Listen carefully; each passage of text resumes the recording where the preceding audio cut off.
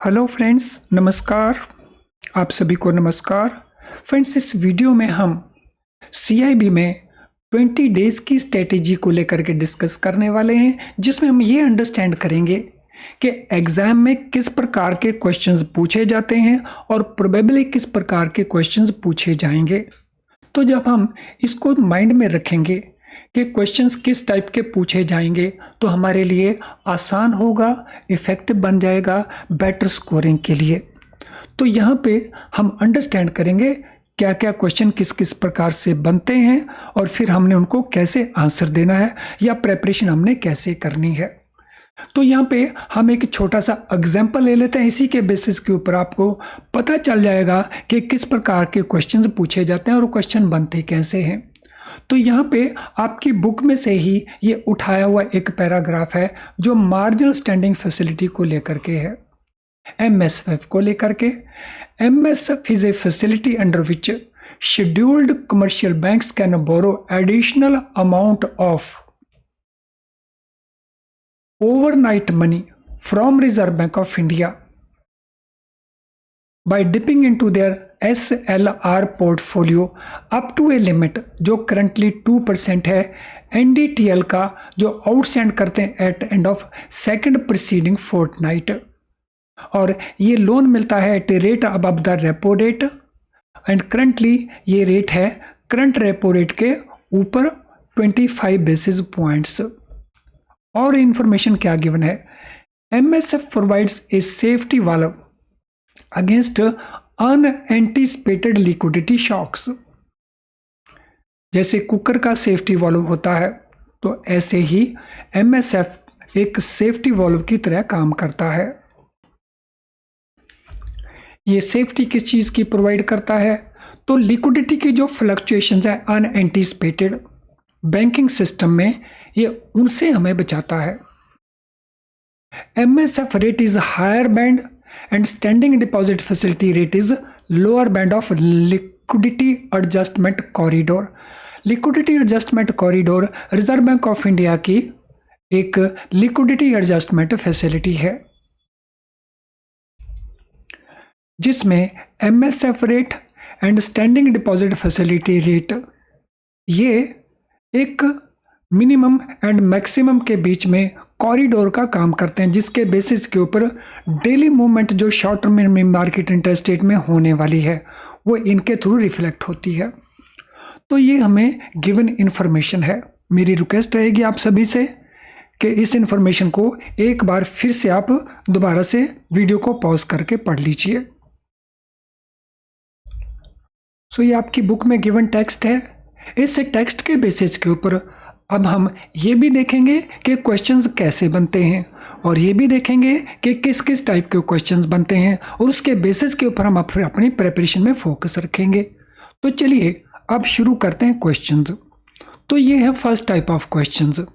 First type of questions में क्या है कि ये सिंपल क्वेश्चंस हैं। जैसे यहाँ पे क्वेश्चन है, marginal standing facility is provided by whom, provided by whom and provided to whom। ये हमारे ऑप्शन आंसर्स हैं। अगर हमने केयरफुली रीड किया है टेक्स्ट को तो बड़ी आसानी से यहाँ पे हम पिकअप कर सकते हैं। तो एमएसएफ कौन प्रोवाइड करता है, किसको प्रोवाइड करता है? आरबी प्रोवाइड करता है एनबीएफसीज को? नो। सेबी प्रोवाइड करता है बैंकों को? नो। आरबी प्रोवाइड करता है बैंकों को? यस। नेबार्ड प्रोवाइड करता है बैंकों को? नो। तो ऑप्शन आंसर हमारा बन गया सी। तो ये सिंपलेस्ट टाइप ऑफ क्वेश्चन है। इस क्वेश्चन को यहाँ पे फिल इन द ब्लैंक्स बना करके भी आपसे पूछा जा सकता है और सीधा भी पूछा जा सकता है, बाय होम टू होम करके भी पूछा जा सकता है। इसी से रिलेटेड दूसरे क्वेश्चन को देखते हैं। Marginal standing facility provides to the banking system a safety valve against. जो एमएसएफ है वो बैंकिंग सिस्टम को सेफ्टी वेल्व प्रोवाइड करती है अगेंस्ट व्हाट? तो ये हमारे ऑप्शन आंसर्स हैं। तो सभी ऑप्शन को केयरफुली रीड कर लीजिए और फिर कोशिश करिए क्या आंसर बनता है। सो हम इन ऑप्शंस को इवेलुएट कर लेते हैं। तो ये सेफ्टी वेल्व किसके प्रति प्रोवाइड करता है या किसके अगेंस्ट प्रोवाइड करता है? Calculated liquidity stock, so liquidity shock, sorry liquidity shock calculated नहीं होते, तो ये आंसर तो बनता नहीं है। एंटीसिपेटेड, नो, एंटीसिपेटेड के अगेंस्ट ये सेफ्टी वाल्व नहीं है। प्रेडिक्टेड के अगेंस्ट है, नो, प्रेडिक्टेड के अगेंस्ट नहीं। किसके अगेंस्ट है? अनएंटीसिपेटेड, जिनके बारे में पहले से अंदाजा नहीं लगाया जा सकता, उनके अगेंस्ट ये हमें प्रोवाइड करता है safety valve. Question number 3, which rate is higher band, which rate is the lower band of LAF corridor rate, which determines corridor for daily movement of short term market interest rate। तो हमारे बताना है, हमारे पास ये options हैं, तो options को भी देख लेते हैं। which rate is higher band, तो एक कॉरिडोर बना हुआ है इस प्रकार से, इसके विद इन ये कॉरिडोर है, ये इसका हाईएस्ट पॉइंट है, ये इसका मिनिमम पॉइंट है, इसके बीच में इंटरेस्ट रेट मूवमेंट करती रहते हैं। हमने बताना है हाईएस्ट बैंड कौन सा रेट जो हाईएस्ट बैंड का काम करता है और कौन सा है जो लोएस्ट बैंड का काम करता है। तो जो हाईएस्ट है वो है एमएसएफ और जो लोएस्ट है वो है एसडीएफ। इसके पॉइंट ऑफ व्यू से हम आंसर देख लेते हैं। तो हाईएस्ट है स्टैंडिंग डिपॉजिट फैसिलिटी, नो, ये तो लोएस्ट है, और लोएस्ट है मार्जिनल स्टैंडिंग फैसिलिटी, नो, ये तो हाईएस्ट है, तो ये तो नहीं है, तो ये हमारा आंसर बन जाएगा डी। तो जो हाईएस्ट बैंड है वो एमएसएफ रेट है, जैसे एमएसएफ रेट होगा फॉर एग्जांपल 6.25%, और ये हो सकता है हमारा हो 3.35%। तो बीच में रहते हैं हमारे रेपो, तो जो एमएसएफ है वो रेपो से ऊपर रहता है और जो एसडीएफ है वो रेपो से नीचे रहता है, और बीच में ये मूव करते रहते हैं, तो इसीलिए हमको कहते हैं इसको कॉरिडोर। तो ये थे हमारे सिंपल टाइप के क्वेश्चंस, यानी इसमें एक फैक्ट हमने बताना था। अब हम चलते हैं सेकंड टाइप ऑफ क्वेश्चंस के लिए। Friend, second type of question में जाने से पहले some important information. Friend, daily basis के ऊपर हमारी लाइव क्लासेस कंडक्ट होती हैं हमारे यूट्यूब चैनल के ऊपर, वही चैनल जिसमें आप इस वीडियो के समय वॉच कर रहे हैं। इन क्लासेस के अंदर हम कॉन्सेप्ट को डिस्कस करते हैं, साथ में क्वेश्चंस को डिस्कस करते हैं, केस स्टडीज को भी डिस्कस करते हैं। इतना कुछ आपको फ्री में अवेलेबल है, और ये फ्री में अवेलेबल है। तो आप में से बहुत सारे स्टूडेंट्स इसका डेली बेसिस के ऊपर बेनिफिट लेते हैं, लेकिन आपने अगर इनका बेनिफिट नहीं लेना शुरू किया है तो you are missing something very very important. तो डेली बेसिस के ऊपर हमारे चैनल को वॉच करें, इसका बेनिफिट लें और आप अपने पास होने की पॉसिबिलिटीज को इम्प्रूव करें। तो चलिए अब हम देखते हैं सेकेंड टाइप ऑफ क्वेश्चंस कौन से हैं। So which of the following statement is true और false regarding marginal standing facility. तो यहाँ पे कुछ स्टेटमेंट्स दी हुई हैं, हमने उनमें से पिकअप करना है कौन सी स्टेटमेंट ट्रू है, कौन सी फॉल्स है। ये हमारी स्टेटमेंट्स हैं 4, और इनके बेसिस के ऊपर हमने यहाँ से ऑप्शंस को पिकअप करना है। तो इन सभी स्टेटमेंट्स को केयरफुली रीड करें। अभी ताज़ा हमने उस इंफॉर्मेशन को रीड किया है, तो उसके बेसिस के ऊपर इनके आंसर देने में हमें डिफिकल्टी नहीं आनी चाहिए। तो चलिए देखते हैं क्या क्या स्टेटमेंट्स हैं।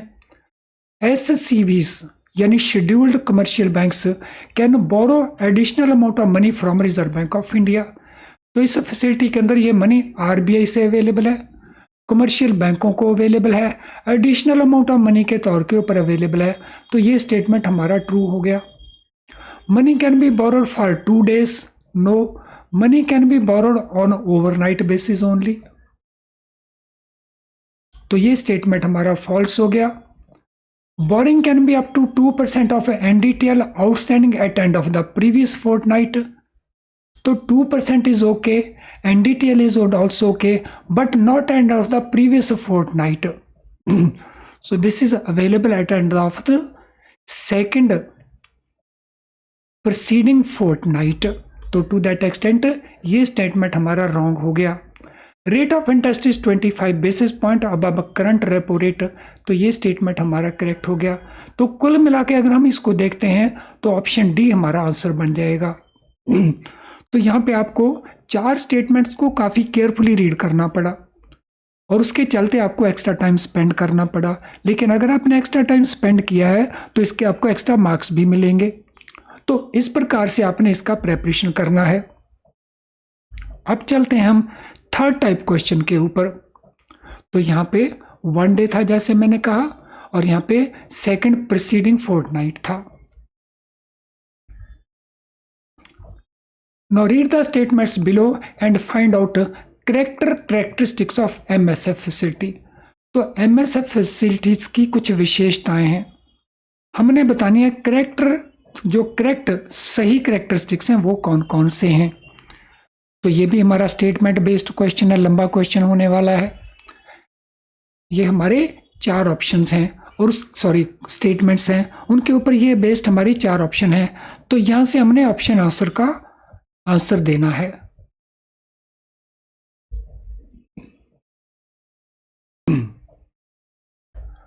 चलिए ऑप्शंस को एक बार फिर से देख लेते हैं।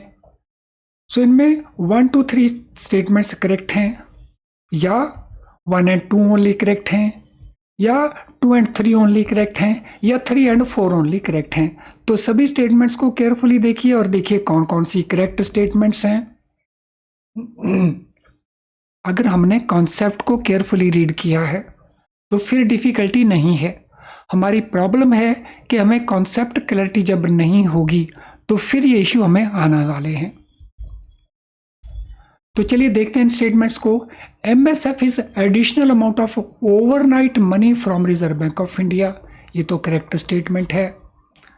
MSF is availed by dipping into SLR portfolio of the banks, ये भी करेक्ट स्टेटमेंट्स है। MSF is availed as percentage of demand time liabilities of banks, ये स्टेटमेंट हमारी गलत होगी क्योंकि ये डिमांड टाइम लाइबिलिटी नहीं, net demand and time liabilities के बेसिस के ऊपर है। MSF rate is linked to bank rate, no, ये भी हमारी गलत स्टेटमेंट है।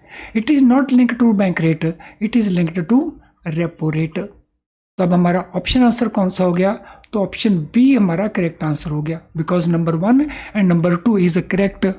एक बार फिर से लंबा क्वेश्चन है, ज़्यादा टाइम हमें स्पेंड करना पड़ेगा और ज़्यादा मार्क्स भी रहेंगे। अब 3 तरह के क्वेश्चन हमारे हो गए। अब हम चलते हैं चौथे क्वेश्चन के ऊपर। तो यहाँ पे क्वेश्चन हमारा है, उसमें जाने से पहले इस स्ट्रेटेजी को एक बार देख लेते हैं। तो वो स्ट्रेटेजी क्या है? सो स्ट्रेटेजी में आपने फोकस करना है रिवीजन के ऊपर, और रिवीजन में फोकस में रखना है आपको कंसेप्चुअल क्लैरिटी। ये 3 क्वेश्चन जो अभी हमने किए थे, इनको रीड करने के बाद, इनको अटेम्प्ट करने के बाद एक बात बड़ी क्लियर हो जाती है कि जब तक हमारा कॉन्सेप्ट क्लियर नहीं है तब तक हमारे आंसर्स या तो हमें आएंगे नहीं, या आंसर हम कर लेंगे लेकिन हम गलत भी कर सकते हैं। इसलिए आपका फोकस कॉन्सेप्ट क्लैरिटी के ऊपर होना चाहिए रिवीजन के दौरान। और रिवीजन आपने कहाँ से करना है? रिवीजन, क्योंकि आपके पास लिमिटेड टाइम है, रिवीजन आपने क्लासरूम नोट्स अगर आपने बनाए हैं तो वहाँ से करना है। लेकिन अगर आप कॉन्फिडेंट नहीं हैं कि क्लासरूम नोट्स आपने ठीक से बनाए या नहीं बनाए, तो फिर बेस्ट है वीडियो लेसन को यूज़ करें। तो इस समय आप टेक्स्ट बुक को यूज़ मत करें, वीडियो लेसन्स को यूज़ करें। ये वीडियो लेसन्स आपको कहाँ से मिलेंगे? फ्रेंड, हमारे जो वीडियो लेसन्स हैं वो आपको हमारी वेबसाइट से मिल जाएंगे, वहीं आपको हमारी ऐप भी मिल जाएगी, और इनका लिंक हमने कमेंट बॉक्स में दे रखा है।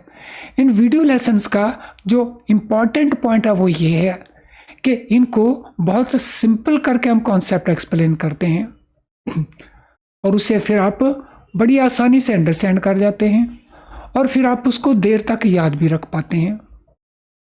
तो दिस मीन्स अगर आपने अभी तक हमारे वीडियो लेसन को यूज़ नहीं किया तो उनको तुरंत यूज़ करें, और जो बाकी बचा हुआ आपका टाइम है उसमें अपने रिजल्ट को बेटर बनाने की पूरी कोशिश करें। और साथ में हमारी जो फ्री लाइव क्लासेस हैं डेली बेसिस के ऊपर यूट्यूब के ऊपर जो अवेलेबल रहती हैं, जैसा मैंने लास्ट बताया, सो फ्री लाइव क्लासेस जो डेली हैं उनको ज़रूर यूज़ करें, उनको ज़रूर वॉच करें, आपके मार्क्स इम्प्रूव होने की पॉसिबिलिटी बनती हैं। देन आपका टाइम इनपुट, आपका टाइम इनपुट कम से कम 4 से 5 घंटे होना चाहिए।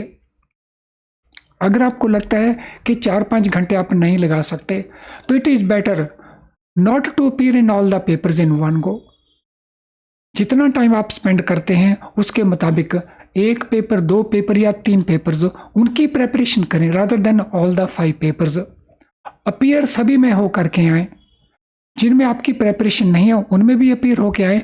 वहाँ कोशिश करें कि क्वेश्चन किस किस प्रकार के पूछे गए थे वो अपने माइंड में रखें या उनको नोट कर लें अगर आपको ऐसी अपॉर्चुनिटी मिलती है तो, सो दैट नेक्स्ट टाइम जब आप उन एग्ज़ाम की तैयारी करेंगे, उन पेपर्स की प्रेपरेशन करेंगे तो ये रेडीमेड आपके पास एक अवेलेबल होगा सोर्स कि आपको पता होगा किस प्रकार के क्वेश्चंस पूछे गए थे। अब प्रैक्टिस करें आप केस स्टडीज़ की और मल्टीपल चॉइस क्वेश्चंस की।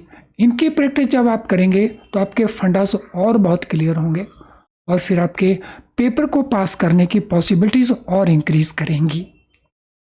फ्रेंड्स,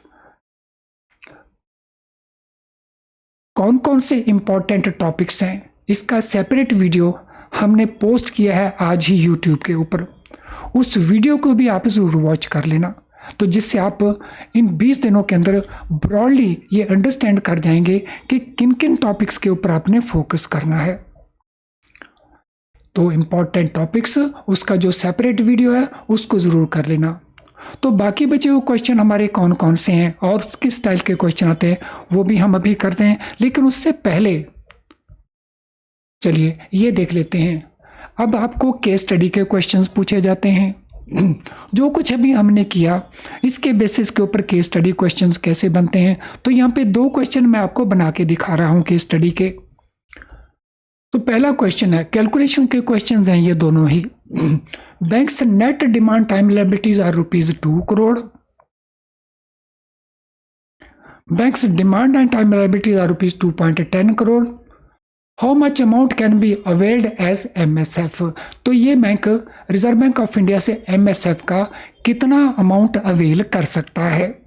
तो वीडियो को पॉज करके अपने क्वेश्चन कैलकुलेशन करके देखिए क्या आप कैलकुलेशन कर सकते हैं या नहीं कर सकते हैं। तो चलिए मैं बता देता हूँ कैलकुलेशन। तो ये आपकी कैलकुलेशन बन गई। तो हमने जो MSF अवेल करना है वो NDTL का करना है। तो NDTL 2 करोड़ का है और हम अवेल कर सकते हैं उसका 2%। तो अगर हम 2% अवेल करेंगे तो 4 करोड़ हम अवेल कर सकते हैं। सो 2% of 2 crore it is 4 lakh. तो ये हमारा केस स्टडी का पहला सॉल्व क्वेश्चन हो गया। दूसरा question, if bank avails this amount means 4 lakh as MSF, what is amount of interest bank shall pay if current repo rate is 5.5%। अगर करंट रेपो रेट 5.5% हो तो उस केस में बैंक को इंटरेस्ट कितना पे करना पड़ेगा। How much interest bank will pay. So इसकी कैलकुलेशन कर दीजिए। तो हमने इंटरेस्ट कितने पीरियड का पे करना है पहले तो ये तय कर लीजिए। MSF अवेलेबल कितने दिनों के लिए होता है, 1 दिन के लिए। सो हमने 1 डे का इंटरेस्ट कैलकुलेट करना है। और रेट ऑफ इंटरेस्ट क्या रहेगा। सो करंट रेपो 5.5% है और MSF के ऊपर हम रेट कितना देते हैं। सो रेपो रेट प्लस 0.25%, यानी यहाँ पे हमारे पास जो रेट ऑफ इंटरेस्ट होगा वो बन जाएगा 5.75%। अगर हम 5.5 लेते हैं रेपो को और ये उसमें हम ऐड कर लेते हैं तो ये हमारा रेट ऑफ इंटरेस्ट बन जाता है 1 डे के लिए। तो 1 डे के लिए हमने कैलकुलेशन किया तो इट विल बी 63.20 लाख। तो इस प्रकार से और क्वेश्चंस बन जाते हैं हमारी केस स्टडी के। तो ये हमारे केस स्टडी के कैलकुलेशन के क्वेश्चन बन गए। अब लास्ट टाइप ऑफ क्वेश्चन है हमारे मैच पॉइंट्स के क्वेश्चंस। तो match the statements in group A with group B। तो ये हमारे पास इंफॉर्मेशन गिवन है, ग्रुप A की इंफॉर्मेशन गिवन है, ग्रुप B की इंफॉर्मेशन गिवन है। तो यहाँ पे इंफॉर्मेशन गिवन है और इसके साथ हमने इसको मैच करना है। तो A to b matched with B। तो चलिए देखते हैं। This rate determines the corridor for the daily movement of short term money market interest rate. ये जो रेट है ये डिटर्मिन करता है उस कॉरिडोर को जो daily movement of short term money market interest rate को रिफ्लेक्ट करता है। तो ये कॉरिडोर किस रेट ऑफ इंटरेस्ट का बना हुआ है? सो कॉरिडोर बना हुआ है दो इंटरेस्ट रेट का। एक उसमें है MSF का रेट, एक उसके अंदर है SDF का रेट। तो दिस मीन क्वेश्चन 1 के लिए हमारा 3 नंबर स्टेटमेंट करेक्ट हो गया। सेकंड देखते हैं। It is highest band in the corridor. Highest band कौन सा है? MSF हाईएस्ट बैंड है, अभी हमने देखा था। तो दिस मीन हमारे क्वेश्चन नंबर 2 के लिए 1 नंबर हमारा आंसर हो गया और ये ऑटोमेटिकली नंबर 2 के लिए रह गया। तो जो हमारा लोएस्ट बैंड है वो SDF रहता है, तो ये हमारा हो गया। तो मैच हमारा आंसर क्या बन गया? सो 1 का 3, 2 का 1 एंड 3 का 2। तो वहाँ पे अलग अलग ऑप्शन दे रखी होती हैं, तो उनमें से हमने एक को पिकअप करना है। तो यहाँ पे हमारा ये आंसर बन गया। इस प्रकार से ये 5 प्रकार के ब्रॉडली क्वेश्चंस हैं जिनका प्रिपरेशन हमने करना है। और ये सभी प्रकार के क्वेश्चंस आपको कहाँ पे मिल जाएंगे? आपको मिल जाएंगे हमारी वेबसाइट के ऊपर, जो हमारा मल्टीपल चॉइस क्वेश्चंस का पैकेज है। तो आपको सभी चारों पेपर्स के ऊपर, जो आपके इलेक्टिव पेपर्स हैं, तो हमारा क्वेश्चन बैंक है हमारी ऐप के ऊपर या हमारी वेबसाइट में, उस क्वेश्चन बैंक को आप यूज़ कर सकते हैं। तो अभी तक अगर आपने उसको यूज़ नहीं किया तो उसको यूज़ करें। आपको बहुत सारे क्वेश्चन जो रेलेवेंट हैं, एकदम लेटेस्ट हैं, आपको वहाँ पे मिल जाएंगे। उनका बेनिफिट लें और अपने पास होने की पॉसिबिलिटीज़ को इम्प्रूव करें। आज का सेशन अगर आपको यूज़फुल लगा तो इसको क्विकली लाइक कर दें।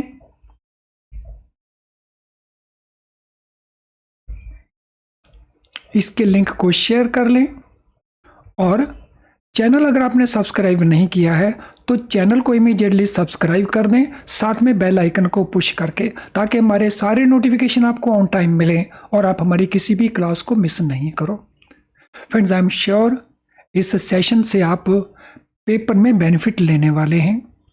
चलिए, आप सभी को all good wishes. Thank you.